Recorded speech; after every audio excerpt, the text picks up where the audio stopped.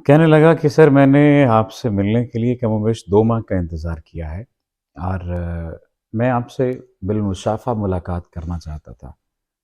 اس کی جب کہانی میں نے سنی تو میں نے اسے جاتے ہوئے، یعنی جب وہ ملنے کے لیے آیا تھا تو جاتے ہوئے میں نے اس سے باقاعدہ معافی مانگی۔ اب یہ بات آپ سنیں گے تو آپ کے رونگٹے کھڑے ہو جائیں گے، شاید نہ بھی ہوں کیونکہ آپ کے لیے یہ عام سی بات ہو، کیونکہ آپ کے تن پر، آپ کے من پر یہ بات بیتی نہیں ہوگی۔ 15 نومبر کو اس نے رابطہ کیا تھا اور 15 نومبر کو اس سے ٹیم کے لوگوں نے کہا کہ سر جنوری کے فرسٹ ویک میں آپ کو اپوائنٹمنٹ ملے گی۔ خیر وہ ملنے کے لیے آیا، میں نے اس سے وصول کیا، میرے سامنے بیٹھا، پھوٹ پھوٹ کے رونے لگ گیا۔ میں اکثر وہ بیشتر ایک بات کہا کرتا ہوں کہ جب مرد روتا ہے نا تو صرف ایک مرد نہیں رو رہا ہوتا، کئی زمانے رو رہے ہوتے ہیں۔ اس کی وجہ یہ ہے کہ مرد کو ایک تو عمومی طور پر سکھایا نہیں گیا ہوتا رونا، دوسرا مرد میں ضبط بھی قدرت نے زیادہ رکھا ہے۔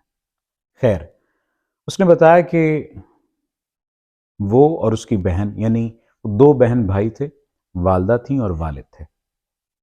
2000 کچھ میں 2 میں یا 3 میں بہن کی شادی ہو گئی، 2006 میں اس کی شادی ہو گئی، پہلے والدہ کی وفات ہو گئی اور پھر والد کی وفات ہو گئی۔ بہن اپنے گھر جا چکی تھی اور کہنے لگا کہ اس کے بعد مجھے اللہ سبحانہ و تعالیٰ نے غالباً بیٹی کی نعمت، اس نے بیٹی بتایا تھا کہ پہلی بیٹی تھی، بیٹی کی نعمت سے نوازا۔ وقت گزرتا رہا، 2016 آ گیا اور 2016 آنے تک میرے 3 بچے تھے۔ میں اچھی جاب کر رہا تھا، لوگوں کی خواہش ہوتی ہے کہ ان کی اولاد کو اچھے تعلیمی اداروں میں پڑھایا جائے، میری اولاد اچھے تعلیمی اداروں میں پڑھ رہی تھی۔ 2016 آ گیا اور 2016 سے شاید میری بربادی کا آغاز ہو گیا۔ میرے ایک کزن کا بیٹا بیرون ملک سفر کر کے آیا تو میرے کزن نے کہا کہ تم اسے ریسیو کر لینا اور اپنے گھر میں ایک رات ٹھہرا لینا، اگلے دن وہ چلا جائے گا۔ کہنے لگا مجھے کیا معلوم تھا کہ وہ رات بنیاد پڑ جائے گی میری بدقسمتی کی، میرے گھر کے ٹوٹنے کی۔ وہ گھر آیا، رکا اور اگلے دن چلا گیا اپنے گاؤں۔ 1 سال پھر گزرا، اگلے سال پھر یہی ایسا معاجرہ ہوا، ہم لینے کے لیے پہنچے میاں بیوی، وہ ہمارے گھر ٹھہرا اور چلا گیا۔ کچھ ہی دیر بعد یہ معاملہ ہوا کہ میری بیوی سے میری انبن ہونا شروع ہو گئی۔ میری بیوی اور میرے درمیان اتنی محبت تھی کہ ہوا کا گزر نہیں ہوتا تھا، جس طرح مثال کے طور پر یہ بات کی جاتی ہے، اور ہم بہت خوش تھے۔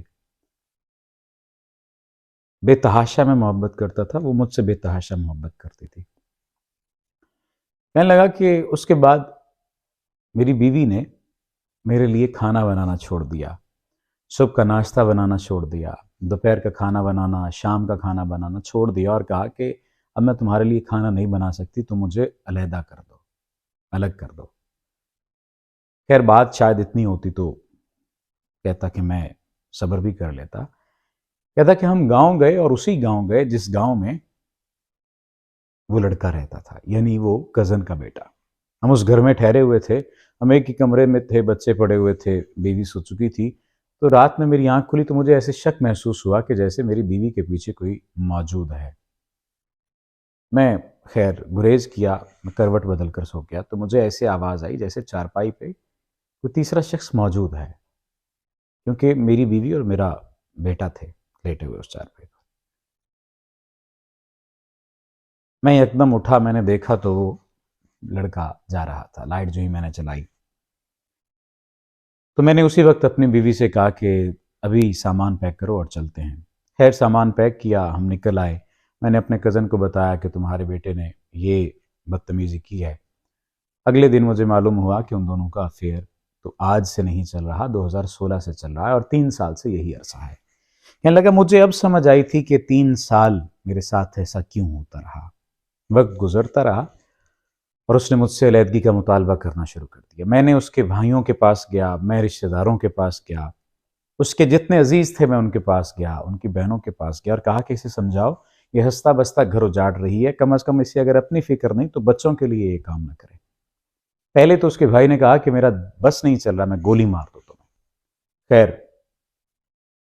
آخر میں اس کے بھائی کو علم ہو گیا کہ اس کی بہن گلٹی ہے، وہ غلطی پر ہے، اور اس کا تعلق کسی دوسرے شخص یعنی اسی لڑکے کے ساتھ بن چکا ہے جس کے بارے میں کہہ رہا تھا۔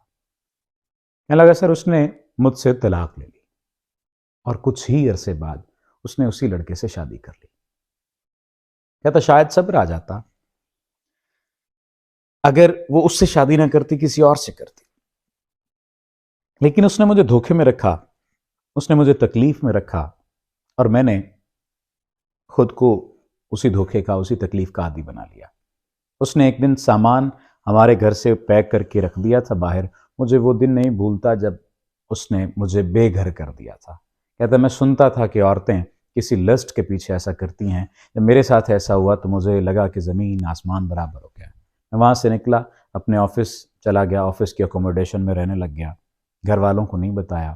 بالآخر میری بہن کو پتہ چلا، میری بہن، میرا بہنوئی ان کے گھر گئے تو انہوں نے کہا کہ وہ جانے، تمہاری بیوی جانے، اور تم لوگ جانو میں نہیں جانتا، یعنی اس کے بڑے بھائی نے بھی کہا، اور اس کی وجہ صرف اور صرف یہ تھی کہ بھائیوں کو علم ہو چکا تھا۔ کہنے لگا سر مجھے یہ بات بتائیے کہ بچوں کو مجھ سے چھین لیا گیا، بچے مجھ سے ملتے ہیں، یہ نہیں کہ ملتے نہیں، ملتے ہیں، میں بچوں کی فیسز، بچوں کے پیسے، بچوں کے اخراجات اب بھی ادا کرتا ہوں، لیکن وہ عورت اس کے گھر میں بس رہی ہے۔ مجھے بتائیے کہ میں اب اکیلا رہ گیا ہوں، میں اگر دیکھوں تو بہن اپنے گھر میں ہے، باقی تمام لوگ اپنے گھر میں، میرا اس جہان میں اور کوئی نہیں ہے، بچوں کو بھی چھین لیا گیا، میرا کیا قصور تھا؟ مجھے یہ بات بتائیں۔ کہنے لگے کہ آپ نے محبت اور وفا کی بہت ساری مثالیں بیان کی، میرا دل ہی نہیں کرتا دوسری شادی کرنے کو۔ ایسا نہیں کہ میں دوسری شادی نہیں کر سکتا، لیکن میرا دل نہیں کرتا کہ میں دوسری شادی کروں۔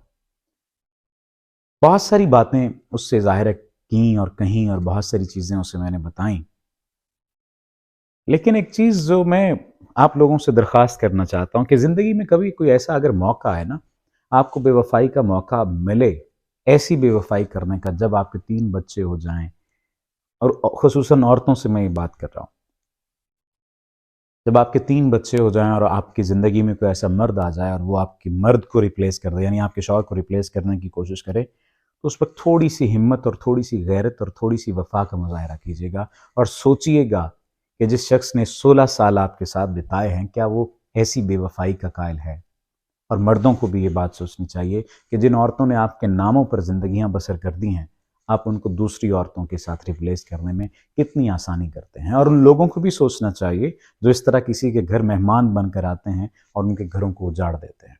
یہ ہمارے معاشرے کا، ہماری تربیتوں کا ایک ایسا رخ ہے جس کو شاید نہیں بھلایا جا سکتا۔ بات بہت لمبی ہو گئی، لیکن میں یہ چاہتا تھا کہ یہ تکلیف جو میرے سینے میں ہے، کئی دن سے چل رہی، میں ویڈیو بناتے ہوئے بھی میرے پاؤں ہل رہے تھے سوچ وچار کی وجہ سے۔